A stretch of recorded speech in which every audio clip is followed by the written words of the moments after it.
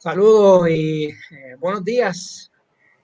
Programa de historia me da la bienvenida a esta interesante transmisión por el espacio de la próxima hora. Tanto el profesor Israel Torres, coordinador del programa de historia de la Universidad Adventista de las Antillas, profesor también del programa de historia y la Escuela de Educación. Vamos a estar discutiendo estos temas bien particulares y bien interesantes sobre la política puertorriqueña, eh, nuestros partidos políticos, el debate intenso del cual fuimos partícipes el pasado jueves en conteo para esas elecciones del 3 de noviembre. Hay que caminar muchísimo los próximos años, ¿verdad? Y el rumbo que ha de tomar Puerto Rico. Así que dejo al profesor Torres que tenga un saludo y iniciamos con una breve oración. Gracias a todos ustedes por compartir con nosotros. Para nosotros es una gran oportunidad, es un gran placer.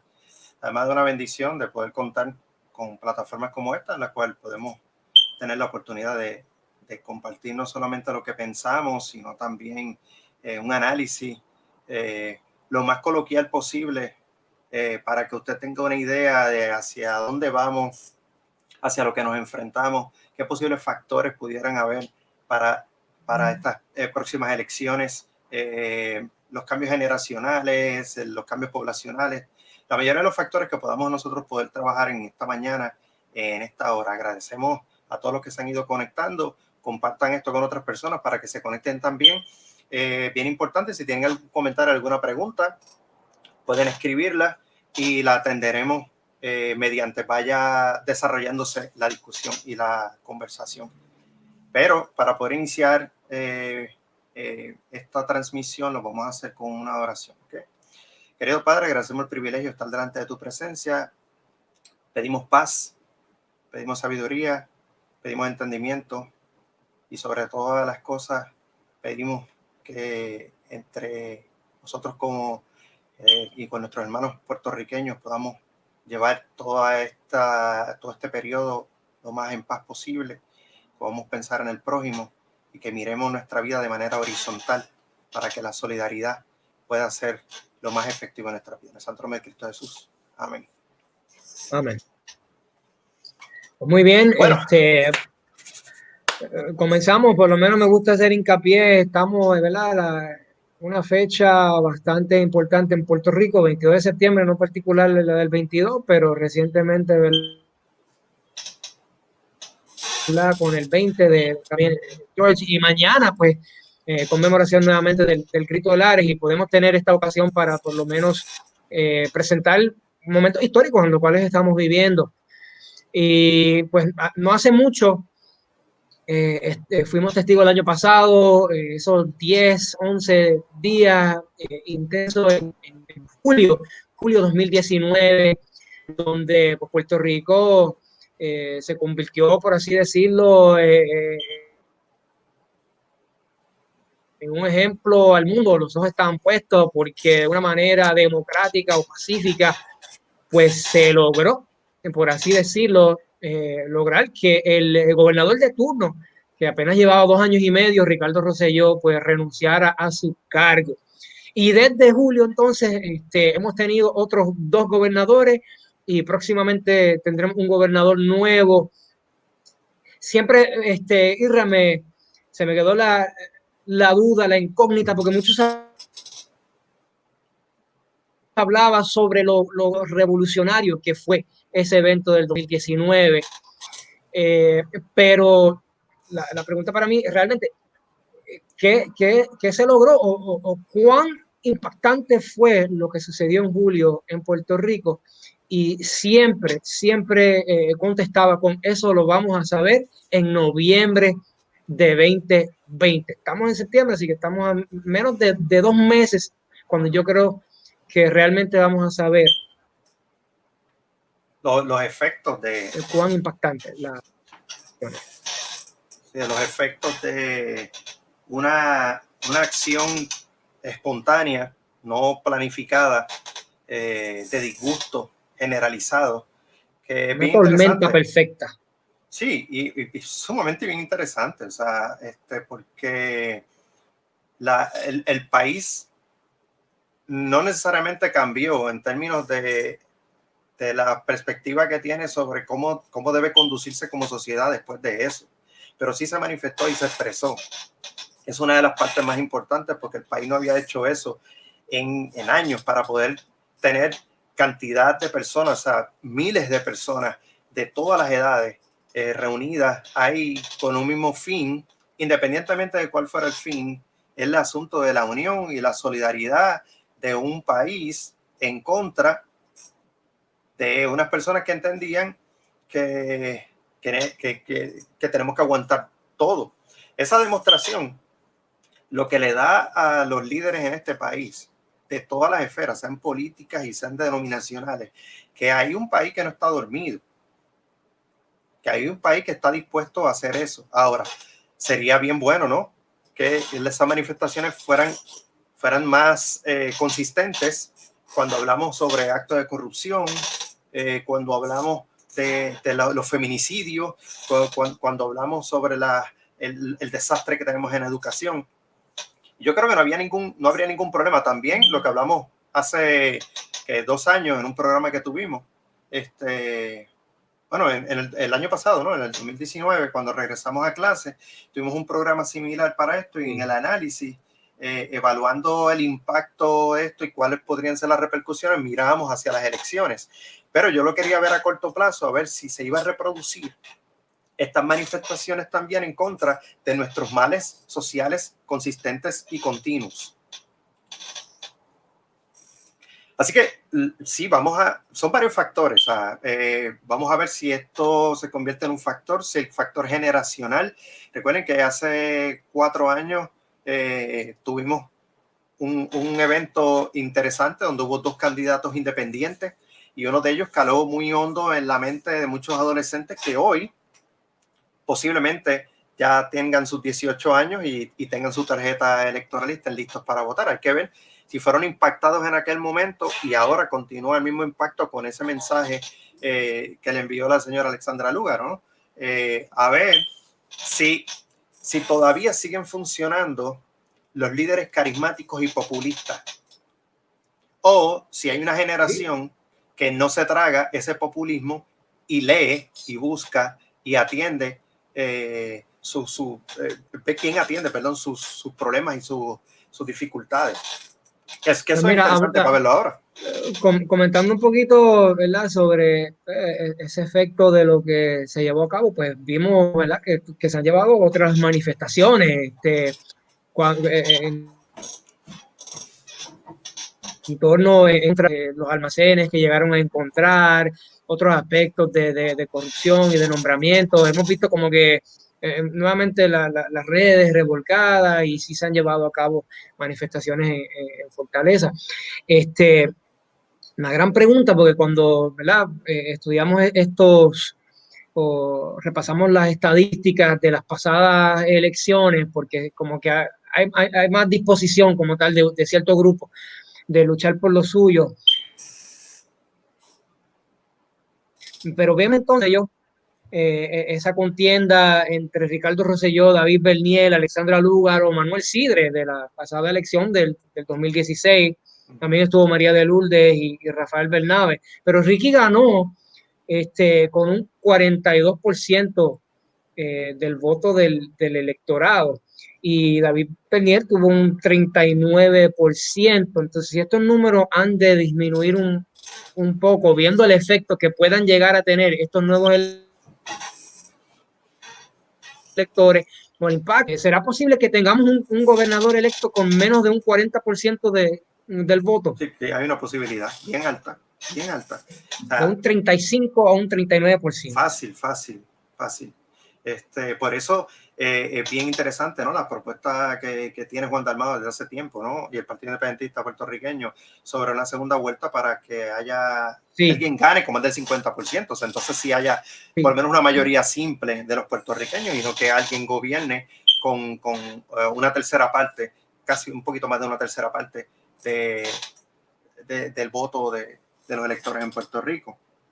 Eso para mí es fundamental porque creo que la manera para poder derrotar al bipartidismo en Puerto Rico, vamos a ver si funciona o no en estas elecciones, pero para mí la segunda vuelta es sumamente importante porque algo que escuchamos mucho hoy día, Juan Dalmau o Eliezer o Lúgaro son buenos candidatos, son excelentes, pero ellos no van a ganar.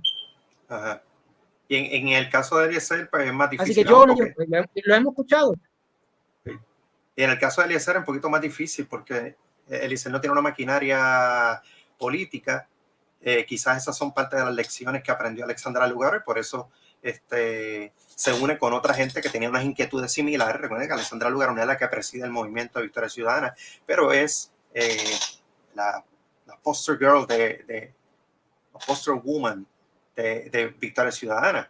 Ella no es la que le da forma a todo lo de Victoria Ciudadana, es un colectivo completo. Lo que pasa es que ella es la figura que de alguna forma es la más conocida y que le da un sentido de dimensión de partido político. Ahora tiene una maquinaria detrás, ¿no? Y la escuchamos en el debate hablando un poquito más pausada de lo que habló hace 4 años, un poquito más comedida, disculpándose consistentemente, tratando de presentarse ante el pueblo como que aprendió ciertas lecciones, pero es la misma que en algún momento por la inexperiencia o por las ganas de querer hacer un cambio, porque yo no puedo negar que el que se mete en esto está intentando hacer un cambio independientemente de hacia dónde se mueva. O sea, las intenciones iniciales son las de tratar de lograr hacer un bien. Yo quiero partir de esa premisa. Pero, pues aunque lamentablemente no ha sido así siempre, yo creo que en este momento, al tener ella una maquinaria, hay unas posibilidades bien grandes. No necesariamente, está bien difícil ahora determinar si ella pudiera ganar. Pero me atrevo a decir 173,000 votos obtuvo en un 11%. Sí, un 11%. Y eso es un montón. Se puede llegar fácilmente a unos 250,000. Claro.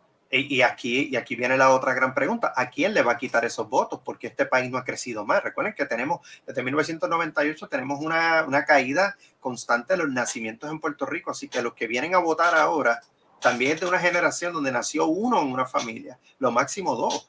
Entonces, ¿qué sucede? No hay tantos votos para repartirse. Así que la pregunta aquí sería, ¿a quién le va a quitar Victoria Ciudadana los votos? Yo me inclino a que es al Partido Popular Democrático y por eso la campaña constante contra Victoria Ciudadana y sus candidatos, especialmente la licenciada Alexandra Lúgaro, del Partido Popular Democrático, porque es el que más que tiene de perder en esta elección. Estamos Ricky con 650,000 y Bernier que tuvo 605,000. Entonces, el patrón, y si hablamos de la revolución, pues entonces hay un factor que esos números deberían menguar y tanto Dalmau como Lúgaro como Eliezer, pues deberíamos verlo, va a identificar bastante el impacto que tuvimos. Entonces, hablando nuevamente sobre ese aspecto de la segunda vuelta, esta es la tercera contienda, las terceras elecciones corridas, donde tenemos 6 partidos políticos. Así que tal vez en un pasado pues no era tan importante porque se presentaban los partidos tradicionales, pero 2020, 2016, 2012 hemos tenido 6 diferentes candidatos a la gobernación y yo creo que en ningún momento como este, donde cuando hay candidatos que uno considera que realmente con sus propuestas y la candidatura y se han conocido ampliamente, sería bien distinto si llegáramos a tener primera vuelta y todo el mundo puede simplemente escoger al candidato que tienen que es el mejor en vez de no perder el voto, porque pues aquí se practica mucho eso. Yo no quiero perder mi voto, queremos ganar y entonces pues se da el voto en esos 2 partidos tradicionales. Y ahora vamos a ver si la cara de Dalmau logra mantener inscrito al menos el partido, porque es un partido de sobrevivientes, ¿no? El PIB lleva todo este siglo tratando de sobrevivir y consistentemente elección tras elección, lamentablemente, no ha recibido beneficio de los electores y no se ha quedado inscrito y han tenido que volver a comenzar para continuar con su proyecto. Y ahora se le presenta aún más difícil el escenario porque hay un Partido Nuevo Progresista, y esto es importante que todos los que nos ven entiendan. El pensamiento del Partido Nuevo Progresista, esa gente son sólidos, esa gente no cambia. O sea, ese raja la papeleta íntegro, no tiene esa idea de marcar votos. Los estadistas son otro grupo. No todos los estadistas son del Partido Nuevo Progresista, ya eso es otra cosa. Pero los que son de ese partido como tal, votan íntegro. Ahora, la pregunta es si muchos de esos PNPs van a estar con Pierluisi, si el efecto Wanda Vázquez y con su Wandanza, como la ponen en comedia Raymond y sus amigos, la Wandanza, donde al momento no se ha pronunciado a favor de ese candidato para que por lo menos el grupo de Partido Nuevo Progresista se una. Si eso pudiera ser un factor también que reduzca esos votos. El segundo factor, si los conservadores religiosos que están en el Partido Nuevo Progresista van a mantenerse dentro de un partido que ha tenido la mayor cantidad de señalamientos de corrupción a lo largo de la historia de este país,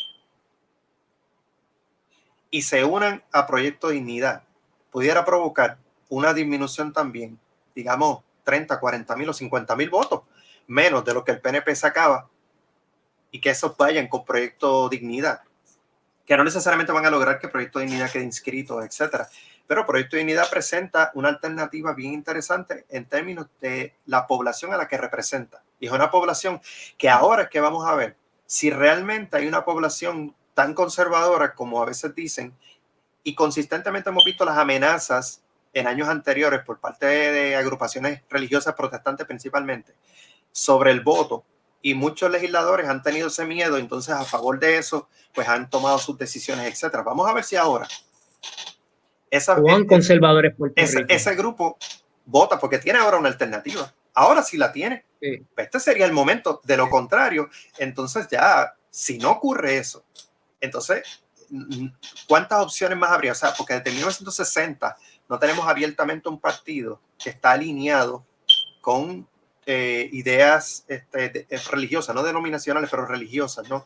Un concepto que aunque ellos indiquen que no, en realidad son todos religiosos, lo cual no es ningún problema porque este país básicamente ellos es todo indican religioso. Que son más derechos universales, lo cual ellos exacto indican. Sí. Yo tengo algunos de ellos aquí para compartir, porque también hace poco yo tiré como que un power ranking personal sobre mis candidatos a la contienda, ¿no? de la fortaleza, y pues yo creo que por darse a conocerlo, la difusión, pues tal vez uno de los partidos, por ser nuevo y por sus candidatos, pero la realidad es que también tienen su base, y entre sus planes de trabajo, defienden la vida desde la gestación natural, creen en la protección del medio ambiente, creen en la protección de la libertad de conciencia, expresión y religiosa, creen en un sistema de salud eficiente, en fomentar la agroindustria también. Así que cualquiera que visite como tal su página y llegue a conocer su ideales y planes de trabajo, creo que va a estar bastante estructurado. En el caso del proyecto Dignidad, pues también estamos detrás de la figura de una persona. O sea, el doctor César Vázquez ha sido muy conocido en el país por sus posturas muy serias y posturas a las cuales él defiende, y posturas a las cuales muchas personas pudieran diferir, y por pensar distinto no es ningún problema tampoco. Él ha tenido tuvo en años pasados mucha pauta en WKQ, en Noti1, etcétera, y siempre lo llamaban cuando había algún tema de controversia.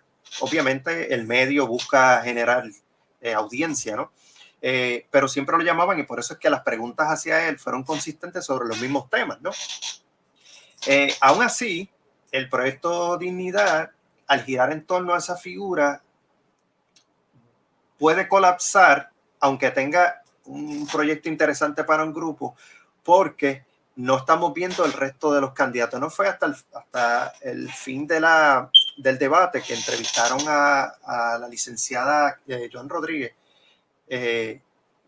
quien explicó, y ella es muy conocida en las redes sociales, Jay Fonseca la pone en muchas ocasiones también, porque es experta en ciertos temas legales bien particulares, y ahí la gente empezó a ver otra figura de Proyecto Dignidad.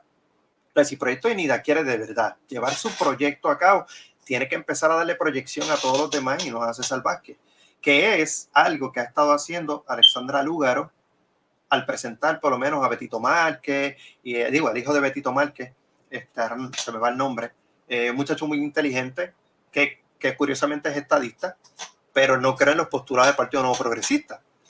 Consideró un proyecto en Victoria Ciudadana muy adecuado para su postura. Entonces, si no le dan proyección al resto de los que están dentro de sus proyectos políticos, sociales, etcétera, entonces el país solo se va a mirar a una sola persona, que es el doctor César Vázquez. No van a mirar todo lo demás, y además tú entras a la página y es muy vago, lo que hay aquí es muy amplio, y queremos esto y hacemos como una lista de deseos. O sea, un poquito más organizado, un poquito más específico, pudiera llegar a más personas. Eso es lo que va a dictaminar si es un partido de una sola elección o si va a permanecer. La diferencia de, digamos, tuvimos el Partido del Pueblo Trabajador, tuvimos Movimiento Unión Soberana, tuvimos también el partido del Coquí, de Rogelio. Sí, lo mismo pasó en el 60 con el PAC. Y una elección o dos, en el caso de algunas de ellas, como el PPT y el PP, y desaparecen por completo. Pues igual con Movimiento de Victoria, habrá que ver también si permanecen. Y si trascienden, porque es que es fácil llevar el culto a la personalidad. O sea, por eso la gente piensa, no, es el partido de Lúgaro, el partido de Lúgaro. Si ellos logran borrar que es el partido de Lúgaro y el Movimiento Victoria Ciudadana, igual que pasa con Proyecto Dignidad, al desasociarlo de César Vázquez, es posible que Proyecto Dignidad lleve a algo. Es lo que está haciendo Dalmau, por ejemplo. Dalmau está ahora utilizando una estrategia similar a la que usó David Noriega en el 1996, donde decía que un voto por el PIB no era necesariamente un voto por la independencia, ¿no? Pero aún así, el problema es que el PIB está tan lastimado en la mente del electorado. El PIB, no Juan, el PIB no es una opción. Entonces, por eso es que tú lees comentarios que dicen, ay, él tiene tremendas ideas, pero es que es del PIB o es independentista. O sea, esa asociación, lamentablemente, en el caso de Dalmau, para su proyecto político, ha reducido las oportunidades. Cuando usted lee el proyecto de Patria Nueva, que es larguísimo,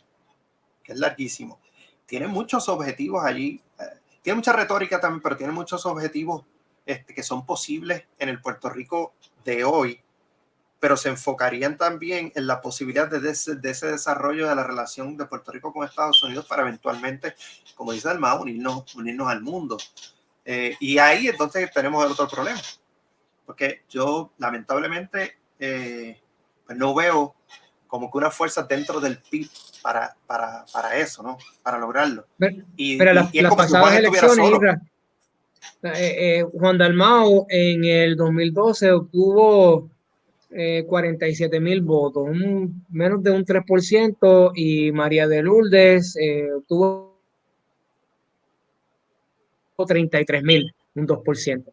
Creo que si no, esta sería la tercera corrida, y si con que ha presentado un Dalmau, por eso es que digo, o sea, no y Juan está solo básicamente. Si ustedes ven eso en el PIB, Juan parece estar solo en esto, porque aunque Denis Márquez se ve ahí como candidato, aunque María de Lourdes se vea como candidato, o sea, ¿alguno de ustedes sabe cuál es el candidato a comisaría residente? Pues no realmente. Entonces Juan está solo haciendo una campaña de culto a la personalidad básicamente. O sea, miren la imagen. Moisés, tírame la imagen de Dalmau del cuatrenio pasado.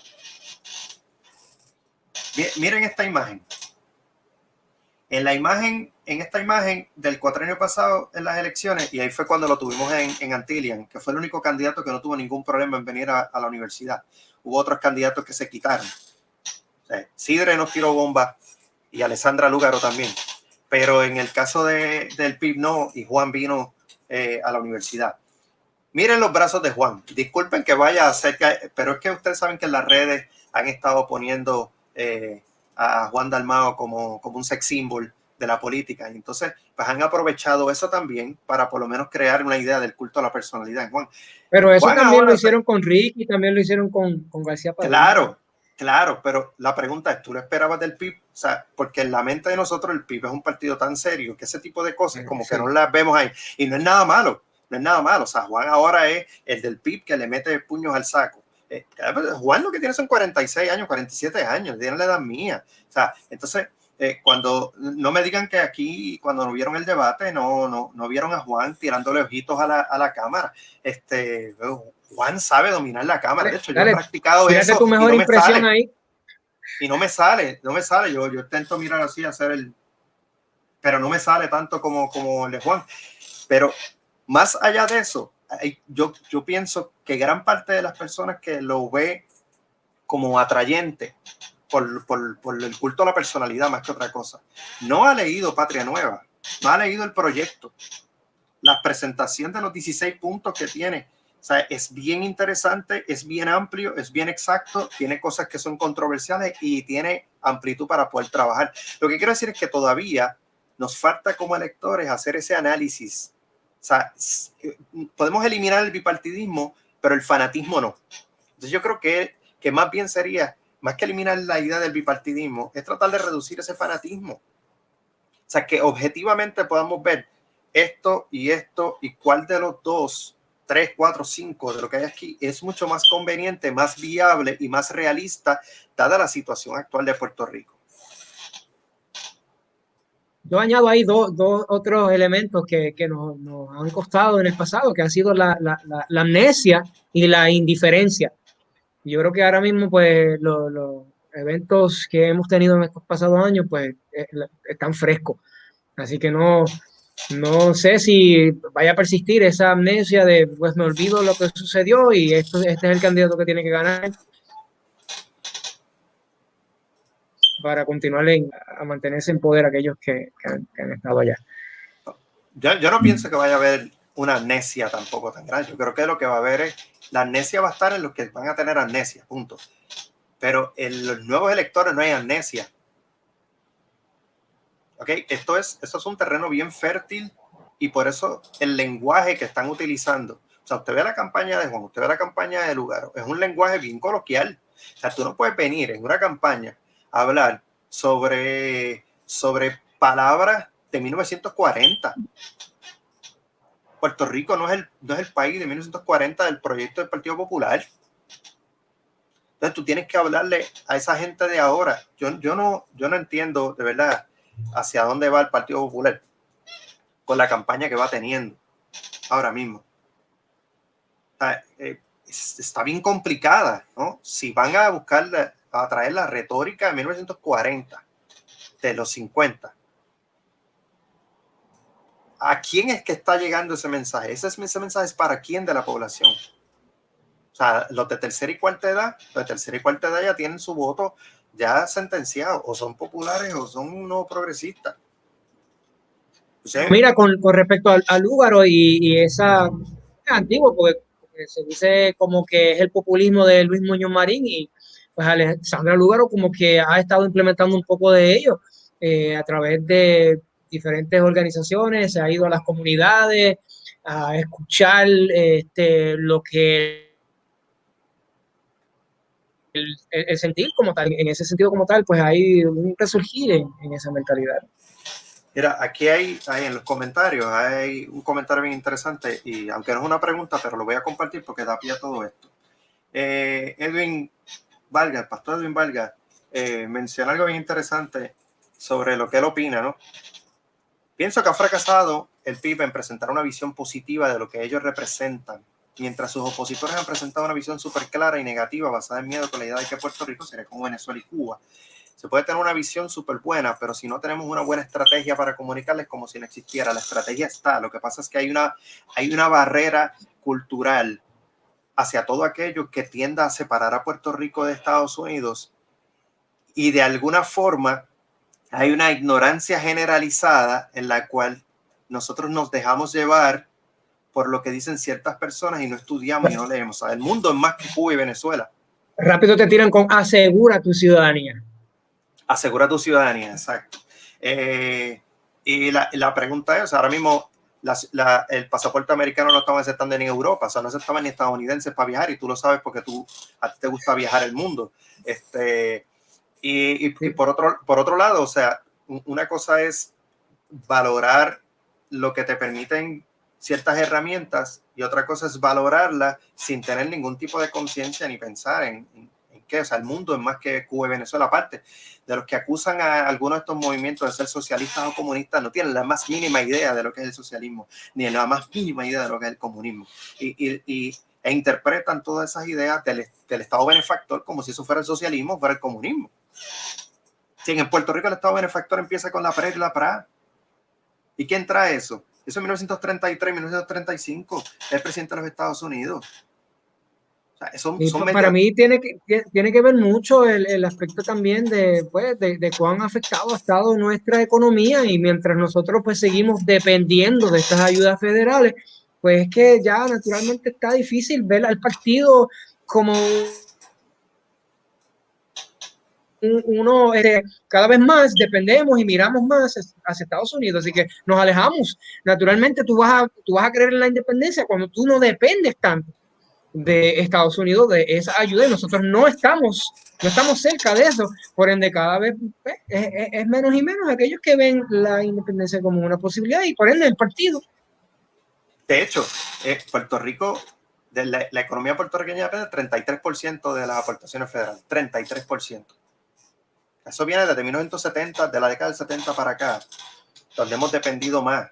Que vamos desde un 12% hasta un 33% en el siglo XXI. O sea que aún así, cuando tú te pones a ver, 33% es un montón, pero 33% con una economía con la posibilidad de integrarnos al mundo entero, se pudiera lograr. ¿Okay? Pero es un proyecto que toma tiempo, como decía Juan Mari. Juan Mari decía que el camino hacia la independencia era un camino difícil, complicado, pero lograble y digno. Eso lo escuché yo en Antillian cuando era estudiante, en un debate que él tuvo con doña Miriam Ramírez. Y a mí me pareció bien interesante escuchar a Juan Mari decir exactamente eso. Entonces, si nosotros lográramos crear una economía sustentable, y ahí es que viene el otro problema, porque la negatividad nuestra cultural es, pero ¿de dónde y cómo? Y entonces ahí que viene la idea de la dependencia natural. O sea, es que no somos nada sin ellos, ¿qué nos haríamos sin ellos? Pero es que la realidad es que ya el 33% depende de eso, no el 33% de los puertorriqueños, el 33% del Producto Interno. Eso tiene que ver con los fondos federales. Por eso Jennifer González estos días dijo que si los fondos federales, Puerto Rico no podía funcionar. Pues ya tiene razón, porque nos convertimos en extremadamente dependientes. Entonces, el PNP trató a la colonia de quebrarla para ver si lo rescataban. Pues sabes que el Congreso no quiere añadir un territorio quebrado. Entonces, por la perspectiva entonces de Estados Unidos, pues tampoco es viable, porque tú sigues viendo que están manteniendo como tal o enviando tanto dinero. Por eso entonces una figura como Trump se puede decir algo como que si es posible salir de o venderla. O sea, en el término de negocio, en el ámbito económico, ajá, sabemos que hay una ganancia, pero críticas y pidiendo, pues eso nadie le llama la atención. No vas a estar con una pareja que solamente quiera que tú la lleves a comer y que tú le saques y tú le pagues por esto y no da nada, ¿verdad? Exacto. Pero mira qué interesante. ¿Cuáles son las propuestas reales de desarrollo económico viables que presentan estos candidatos? O sea, ahora mismo lo que se presenta en el Congreso, que está pasando a diferentes comités, es un proyecto de la Cámara que podría traer a Puerto Rico el regreso de las farmacéuticas, que sería el regreso a otro programa más de incentivo para estas grandes corporaciones en Puerto Rico. Yo conocí gente que trabajó en farmacéuticas, microbiólogos, que ganaban en el 2002, ganaban $80 y pico mil con un bachillerato. ¿Ok? Entonces, cuando tú te pones a ver eso, son salarios de 15, de 20, de $18 la hora en Puerto Rico. Eso es bueno. Pero hacia dónde nos va a llevar eso, porque eso no es desarrollo económico, porque eso no es sustentable, eso es completamente dependiente a la política norteamericana, porque ahora mismo es viable por la guerra con China. Ya ellos crearon, Peter Navarro creó ya un slogan. Fire China, como es China Fire, Puerto Rico Hire. Y ya ellos crearon eso. ¿Ustedes creen que le van a consultar a los puertorriqueños? No, es que los padres no consultamos con nuestros hijos para tomar decisiones sobre ellos. Y esa es la mirada paternalista norteamericana. ¿Ustedes creen que esos 13 billones que enviaron para Puerto Rico no están asociados? Trump dice que por eso es lo mejor que le pasó a Puerto Rico. Por eso, porque eso no están asociados en nada con que Biden estaba haciendo campaña a Florida. Eso está asociado con la inversión y el plan y el proyecto para Puerto Rico para que vengan las farmacéuticas, se vayan de China y vengan para Puerto Rico. O, como ellos hablan, no es para Puerto Rico, para territorio estadounidense. Entonces aquí viene otra guerra. A esta guerra es entre Aníbal Acevedo Vilá, Munra. O sea, eso solamente para los ochentosos que vieron Thundercats. Munra, el inmortal, sale de la tumba.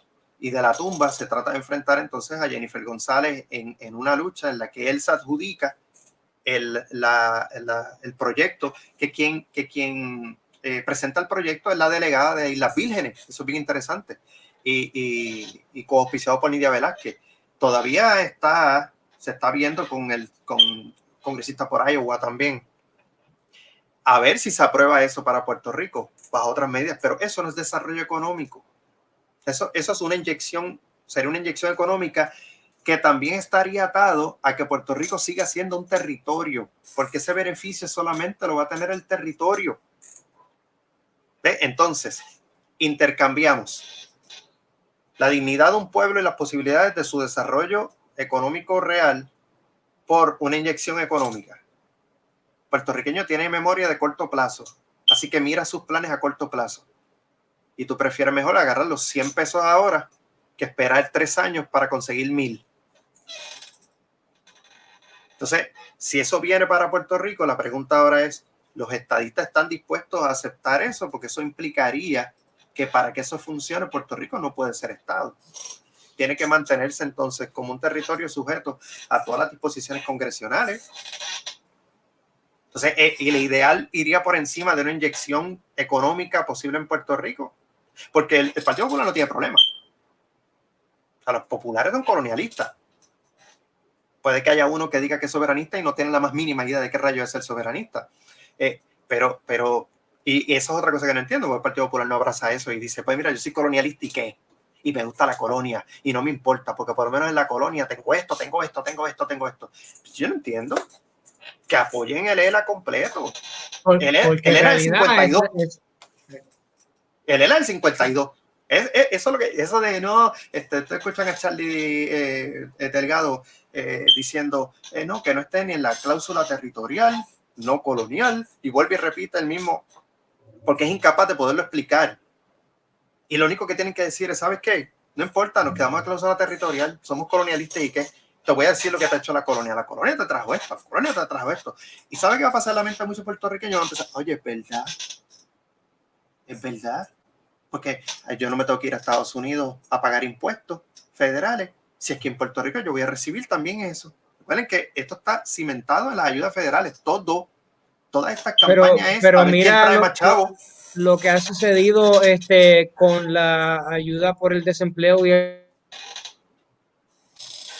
el PUA, que salieron a relucir recientemente con la gran cantidad de personas que pues se adjudicaron como tal un negocio, jóvenes sin tener la edad para poder cualificar para sumas de dinero exorbitantes. Y ahí yo traigo a colación uno de los temas principales que se presentaron en el debate era la corrupción. Y hablando de culpando uno a otro, tu partido, corrupción. Pero mira, lo vemos, por así decirlo, para la sociedad como si fuera un reflejo quiénes son nuestros dirigentes, porque lo vemos en el pueblo. Mira, te lo voy a resumir citando las palabras célebres que quedarán en nuestra memoria que dijo Juan Dalmao en el debate. Aquí el que más y el que menos puja un coco o puja una pava. con eso, en vez de ser la discusión de tú eres más corrupto que yo, como sería la discusión entre el Partido Popular y el Partido Nuevo Progresista, pero tú eres más corrupto, pero tú eres más corrupto, pero tú eres más corrupto. Juan los mató a los dos de inmediato, diciendo aquí ninguno de los dos puede hablar acerca de corrupción cuando los dos son corruptos. Entonces expone el resumen del Partido Independentista Puertorriqueño, planteándolo como, miren, no hemos tenido ningún señalamiento, aquí la corrupción no se ha visto de esta manera, etcétera. Y algunos podrían decir, bueno, porque nunca han llegado al poder. Pero aquí el poder es que las dimensiones del poder están divididas en muchos lugares. O sea, tú eres senador y puedes ser corrupto. Tú puedes ser representante y ser corrupto. Tú puedes ser el secretario electoral del Partido Independentista y ser corrupto en la Comisión Estatal de Elecciones. Pero si no ha habido ningún señalamiento, eso es lo que dice. Así que no solamente es el asunto del poder, también es un asunto de dignidad, de conciencia, de verticalidad, de ser recto. Pero estos dos estaban buscando a ver cuál de los dos señala, cuál de los dos es más corrupto. No de ellos dos en persona, sino los partidos a los que representan. No voy a acusar a ninguno de los dos de actos ilegales de corrupción, pero los actos inmorales, que no son los que contamos, son los que también están ahí. Y esos a veces no los vemos ni los contamos, ¿no? Así que ese comentario me pareció, va a seguir en memes y todo eso, porque lo que plantea es que ninguno puede hablar del otro. Entonces, ¿cómo cambiamos eso? El otro que a mí me gustó también de Juan fue la frase que va a perdurar por ahí también, fue sobre la independencia y que la independencia no es para separarnos de Estados Unidos. Unirnos al mundo. Pero también sigue siendo también una frase para atraparte, ¿no? Una frase que es que de alguna forma, yo no sé por qué, algunos miembros del Partido Independiente Puertorriqueño no pueden desasociarse de un elitismo. O sea, es como... No sé, quizás por eso es que no logran que gran parte de las personas deseen, aunque sea, acercarse a leer, porque se crean muy distantes por la percepción que pueden tener algunos. De no ser porque uno conoce a Juan, por ejemplo, y puede hablar con él igual de fake true que cualquier otro, pues uno diría, ok, este es otro Fernando Martín que habla en lenguas no humanas, ¿no? Habla extraño, etcétera. Pero sí, eso es otro eslogan. Pues explícame eso. Eso está explicado en el proyecto. Casi nadie lo lee porque es larguísimo y tiene palabras que no. Yo se lo doy a los universitarios, por ejemplo, y va a ser bien complicado para los universitarios. ¿Ves? O sea, lo que dicen es, lo que quieren es un video de TikTok. Sí. TikTok. Y si no estás dispuesto a hacer un video de TikTok para eso, pues las consecuencias son las de no atraer un grupo. Nadie sabe. Y yo estoy diciendo que lo hagas. Yo estoy diciendo, no, Juan, no hagas TikTok, no hagas nada de eso. Mantente firme. Pero sabemos que hay una generación que está viendo eso consistentemente. Vamos aquí a algunos de los comentarios y preguntas que nos han dejado algunos de los chicos. Por aquí, Gabriel López pregunta, ¿puede ser el factor que cambia esta elección o solo le restarán los votos al PNP, al PPD? Y yo pues pienso que ahí hay un patrón que es bastante indicador, que sería cuestión de tiempo. No sabemos si va a ser en estas elecciones, pero incluimos las de 2016, 2020, 2024, a ver cuán decisivos van a ser, pero al menos yo tengo que romper como tal con la mentalidad de que yo no puedo votar por que sea bueno, porque no va a ganar, porque va a perder, equivocada. Y para demostrar si pueden hacer el impacto o no, pues hay que votar por el candidato que uno considere que realmente es el indicado y no por otro, simplemente para evitarle que el otro triunfe. Sí, aquí Gerald menciona que el 3 de noviembre será una elección histórica, no tenemos duda de eso. La división del Partido Popular pondrá en gran posibilidad a Pierluisi gobernando este país, algo que para Gerald sería demasiado triste. Lo importante de esto es unir a todas esas personas en un solo partido para poder recuperar el país en 2024 si quedara algo. Pero no podemos esperar 4 años tampoco. Pero tampoco puede estar... Yo estoy con el profesor Ruiz, que, mira, usa su conciencia. ¿Cuál es el proyecto que más se alinea con lo que usted tiene en mente de lo que debería ser Puerto Rico, vaya por eso. No importa que sean 3, no importa que sean 4. Las mayorías han probado que se equivocan. La mayoría han probado que se equivocan.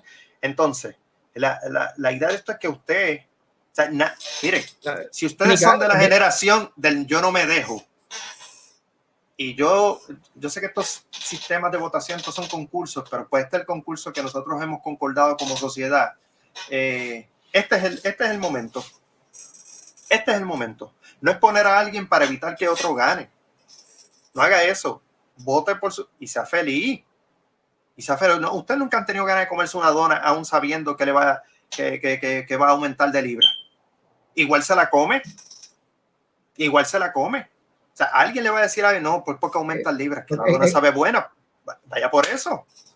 Si no rompemos con eso, va a ser imposible como tal derrotar el bipartidismo, porque siempre nos vamos a seguir dejando llevar por esos dos, y los dos partidos tradicionales no van a soltar, por así decirlo, una segunda vuelta, porque ellos saben que esto está totalmente en contra de sus posibilidades de triunfar.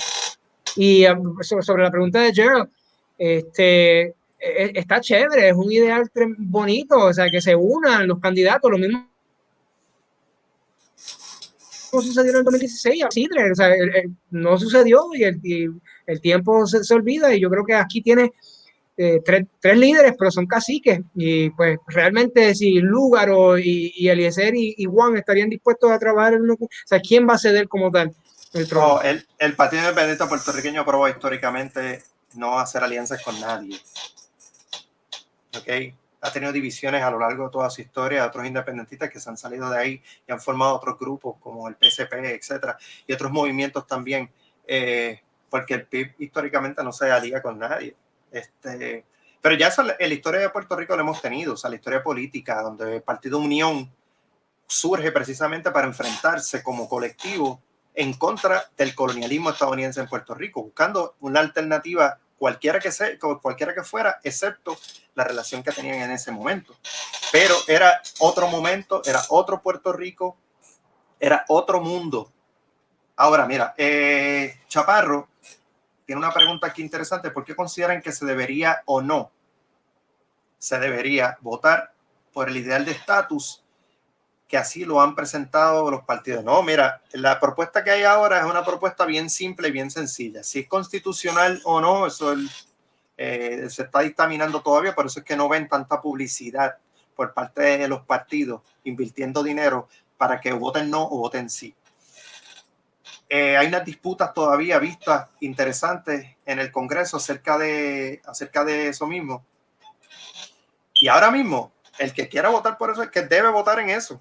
O sea, que es un asunto de conciencia. La respuesta va a ser la misma. O sea, eso, como el voto simbólico para el 2024 por el presidente de los Estados Unidos, es como tirarle gases a la luna. Eso no llega ya.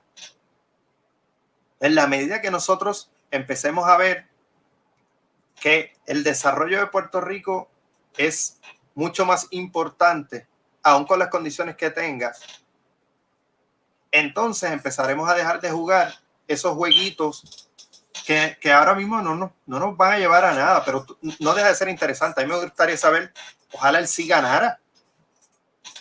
A ver qué le dicen. ¿Sí? Que gane el sí.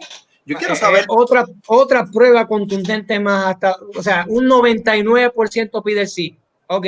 A ver, la mayoría lo pidió. ¿Sabe lo que va a pasar? Va a decir, no, pero es que no habían otras opciones y usted no le puede negar el derecho a que hayan otras opciones también.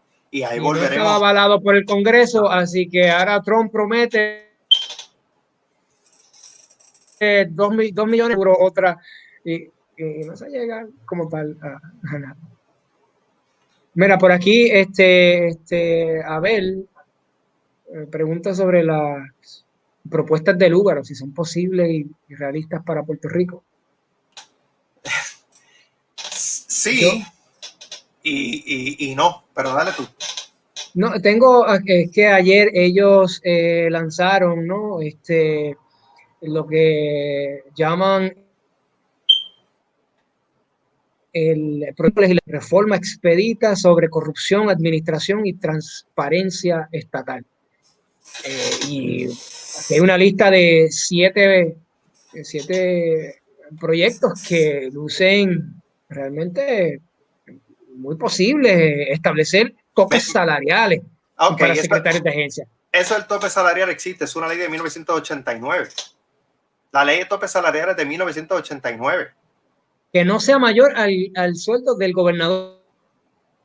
O sea, está por Estipulado agencia. $70,000. Entonces, siempre se van por encima. Sí, pero en salario no.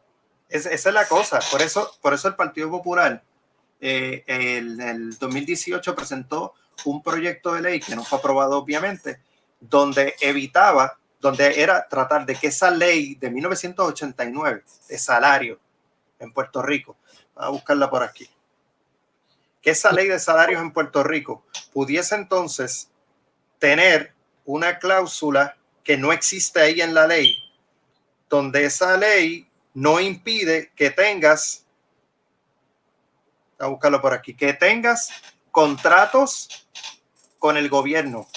¿Cuánto tú crees que es el salario del secretario de salud? El que dice la ley, él no gana más de $63,000, pero él es contratado por el mismo departamento de salud para llegar a sobre $90,000 y luego no le aumentaron el salario, sino aumentaron la cantidad de dinero de los contratos. Ese proyecto de ley de 2018 era un proyecto de ley para que no pudieran ser subcontratados por el gobierno. Lo que quiero decir es que eso existe, pero no tiene esa otra cláusula. Esa es la que tenía que añadir Victoria Ciudadana. ¿Ves? Porque hay 63, hay algunos que tienen hasta $73,000. Todo depende de la posición. Déjame buscarlo por aquí.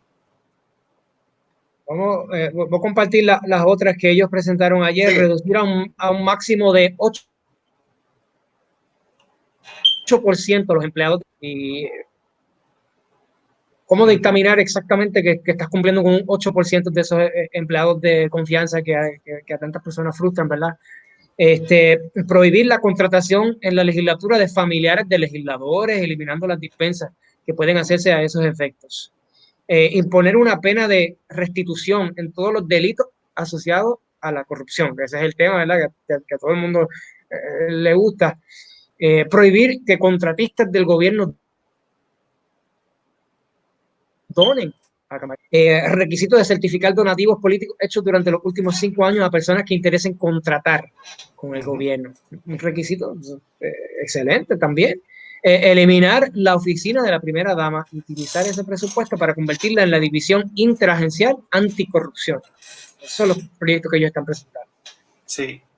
Este es el asunto, ¿no? Porque tiene varias figuras y aquí se la doy a Victoria Ciudadana porque no utilizaron a Alexandra Lúgaro para presentar eso sola, sino trajeron a los candidatos de Victoria Ciudadana que están por acumulación para el Senado y para la Cámara también para presentarlo, lo cual desliga un poco a la figura de ella como si fuera el partido y no la cara para la gobernación del partido, la figura para la gobernación del partido. Pero esa ley, mira, esa ley es la número 13 del 24 de junio de 1989. Esa es la que se quería enmendar. Se han enmendado varias cosas de eso, pero la ley nunca impide que tú puedas ser subcontratado. O sea, el que hace la ley hace la trampa. Esto es bien sencillo.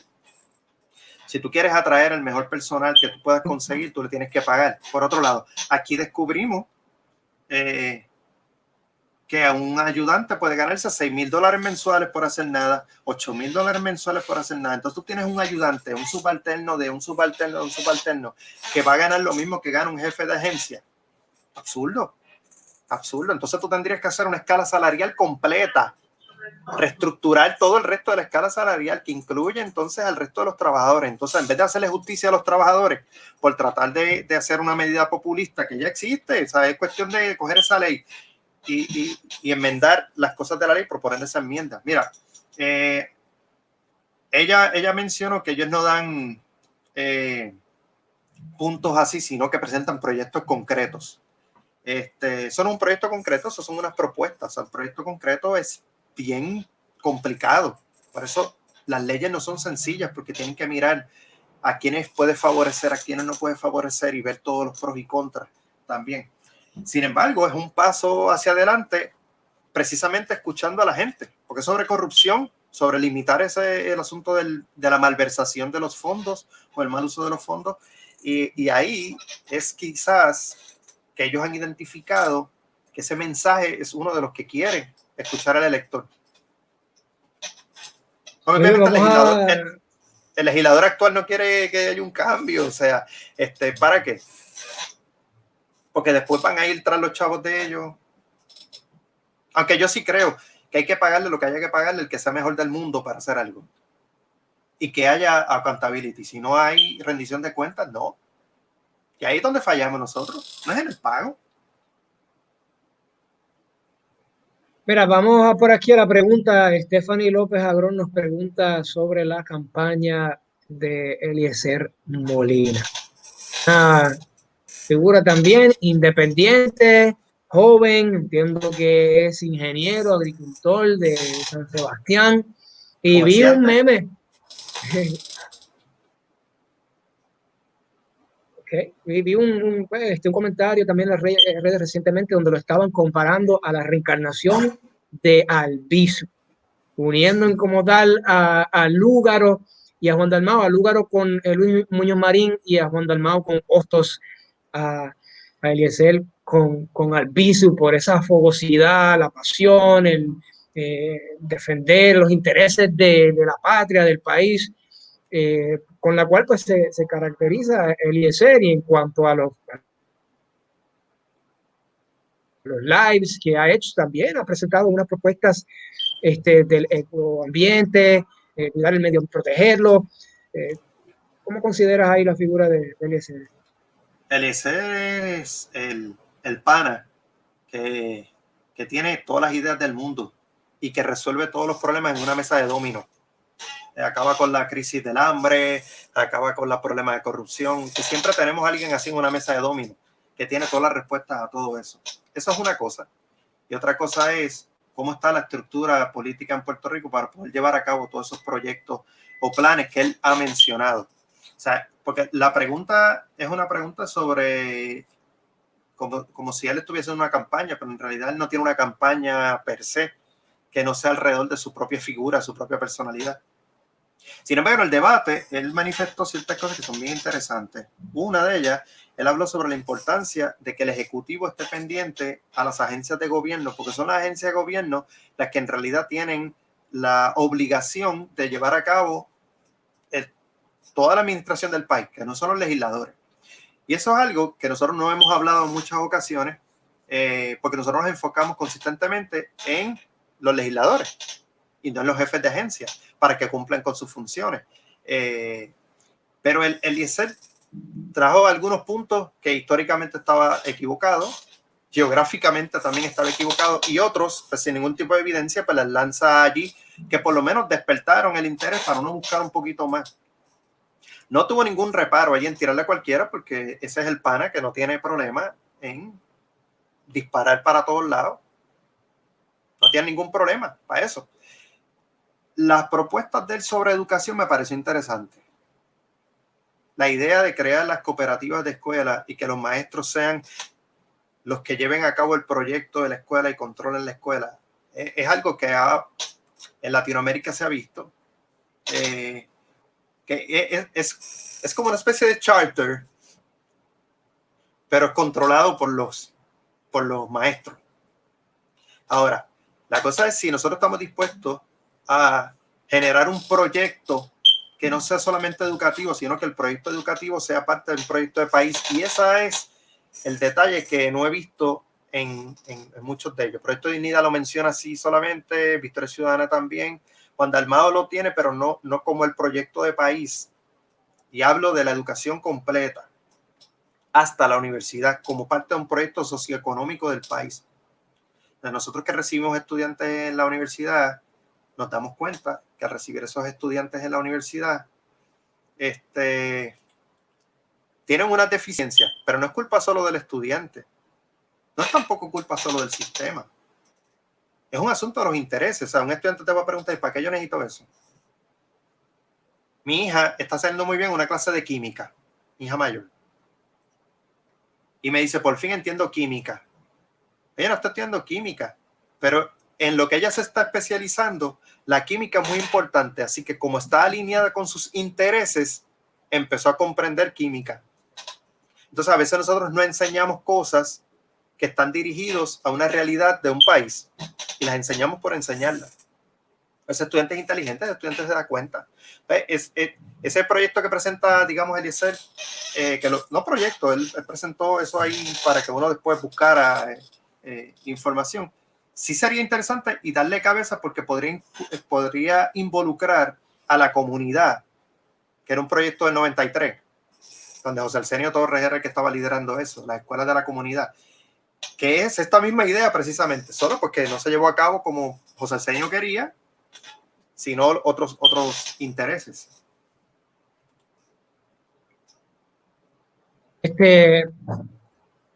Vamos a, bueno, una de esas preguntas que sabíamos que dio mucho del cual hablar y de concluir, pues, el tema de la perspectiva de género en las elecciones. Pues mira, en mi pensar, ¿qué tú opinas acerca de eso? Porque la pregunta que hace Abel es bien interesante sobre cuán relevante para estas elecciones es ese tema. ¿Cuán relevante?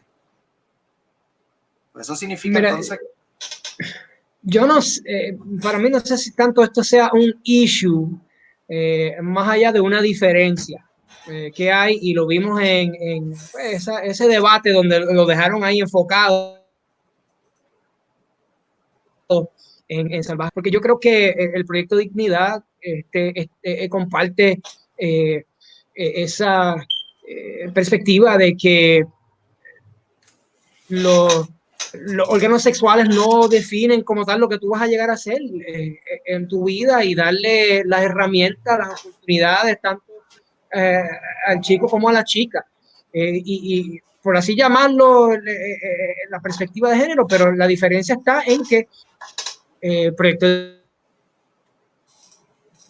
dignidad entiende que son dos sexos. Ahí es donde estriba la gran diferencia del asunto. Y ellos de una manera respetuosa lo han presentado de esa manera. Y hay una cuestión de, yo no comparto, pues estoy totalmente en desacuerdo con tu postura, y se vuelven como que medio intolerantes por la inflexibilidad de tal vez ver el asunto en cuanto al sexo, el género y esta perspectiva como un ideal, porque ellos no tienen un problema como tal para tratar de enfrentar la violencia que enfrenta la mujer y trabajar en conjunto con un plan objetivo.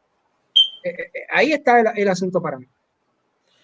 El asunto también es el respeto a la diferencia de ideas y traer lo que señala la ciencia, ¿no? También en algunos aspectos, pero la pregunta es sobre cuán relevante o importante puede ser este tema como un tema principal. Yo no creo que sea el tema principal, va a ser, como menciona Nicole, va a ser relevante para un sector de la población. Ese sector de la población no vota por los partidos tradicionales precisamente por asunto tradicional. Yo hablo de los dos partidos principales. Es un tema progresivo para esos partidos. Esto es un tema que no va a concluir, Por eso el asunto de la diferencia que hubo en el debate, donde César Vázquez le dijo, tú no sabes de lo que hablas, es porque es verdad, el lugar no sabe de lo que está hablando. No porque no tenga la razón, es que no sabe de lo que está hablando. Y no es tampoco que César Vázquez sepa de lo que está hablando. ¿Okay? Sin embargo, la confusión que a veces se trae sobre cuando creemos que perspectiva e ideología son la misma cosa. Por otro lado, yo pienso que en la medida que nosotros permitamos que el Estado empiece a imponernos ciertas cosas, no va a haber escapatoria para todo el resto de las imposiciones sociales sobre lo que sea. O sea, recuerden que históricamente el Partido de Acción Cristiana surge precisamente porque hubo un veto por parte del gobernador Luis Muñoz Marín de un proyecto aprobado, ¿okay?, por la mayoría sobre reflexión en las escuelas públicas. Muñoz Marín dijo que eso atentaba contra el derecho constitucional de reunión, de religión, etcétera. Y hubo una creación de un partido para oponerse a eso y no logró el éxito aún con toda la promoción que se le dio principalmente en las iglesias católicas. Ahora mismo, si se permite, por ejemplo, esa estructura, yo le estoy diciendo al Estado que va a decir a nuestros hijos qué es lo que considera el Estado como perspectiva o ideología de género y no dejarme a mí que lo haga. Entonces, ya el Estado ya se ha metido dentro de sus códigos penal, por ejemplo, a dictaminar cómo van a ser las relaciones sexuales de la gente, cómo van a ser las relaciones entre una pareja. Entonces, el Estado va a seguir haciendo todo eso que debe ser debe surgir de nosotros. Aquí la base más importante debe ser el respeto. Que no sea ni una cosa ni la otra. Porque es que la ideología de género empieza a surgir en los 60. Que no se imponga ni la una ni la otra. Por eso, pero la pregunta ¿es necesario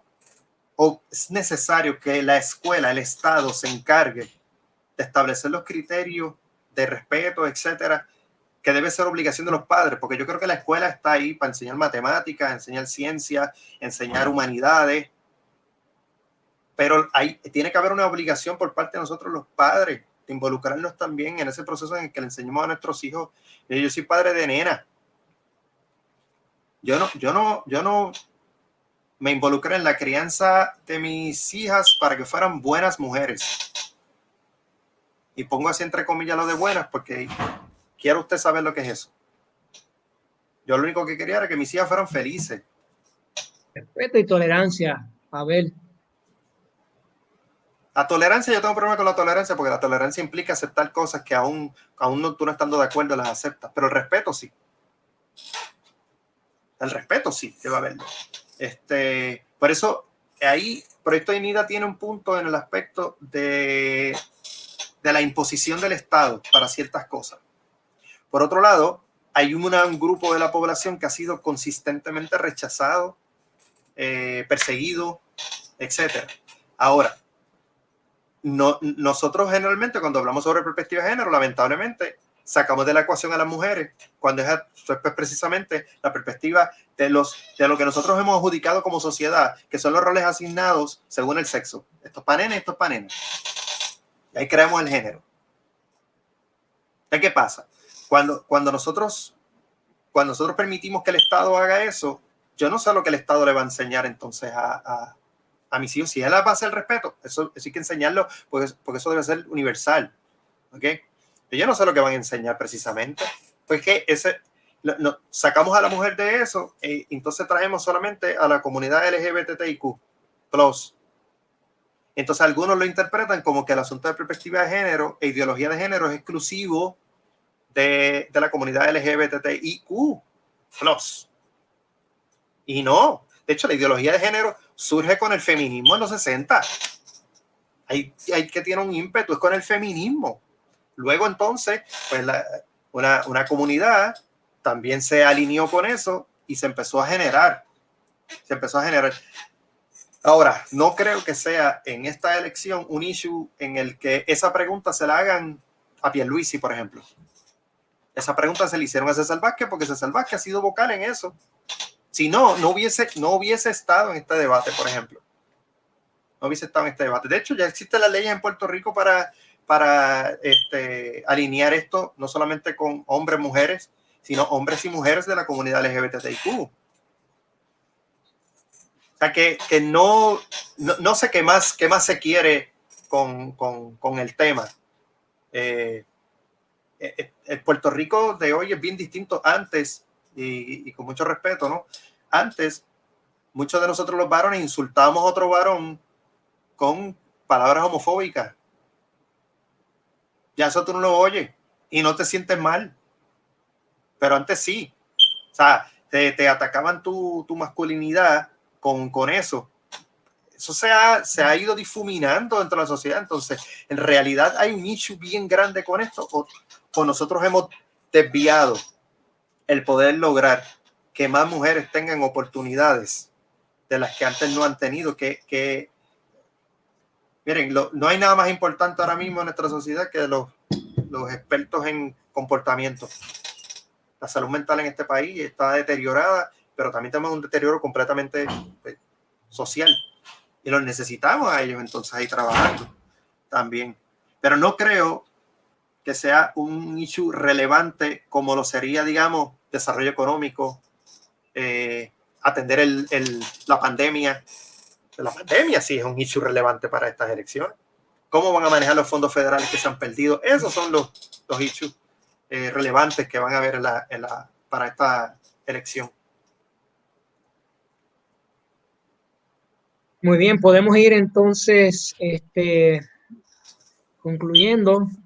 Hay unos comentarios y preguntas que nos están llegando y no sé si quieras compartir alguna conclusión de algún momento que trascendió para ti en el debate o algún mensaje que le quieras dejar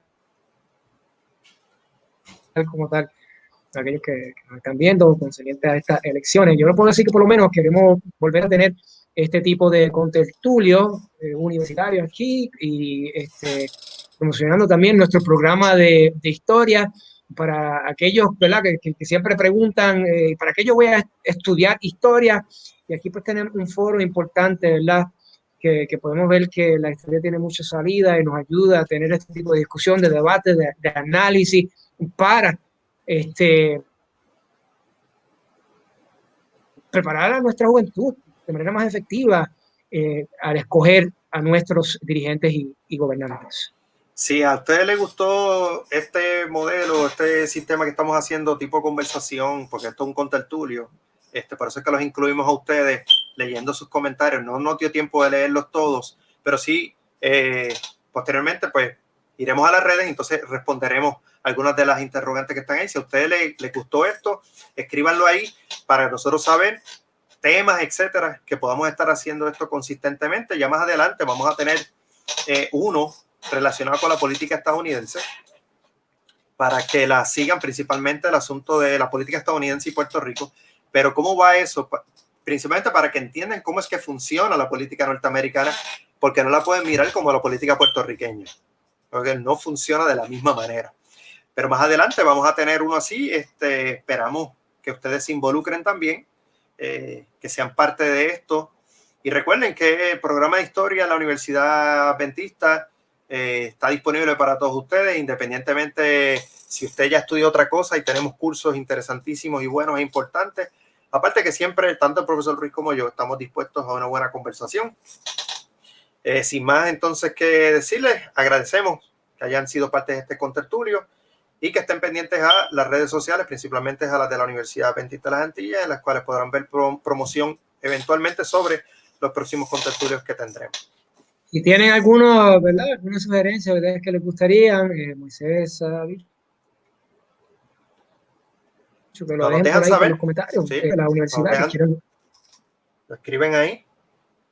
Y nosotros, inclusive de temas que quisieran que abordáramos también, tráiganlo y lo escriben ahí y nosotros entonces le daremos forma a eso más adelante.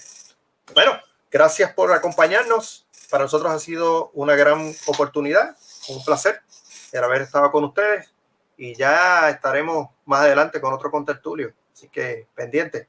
Excelente. Carpe diem. Aprovechen el día. Muchas gracias.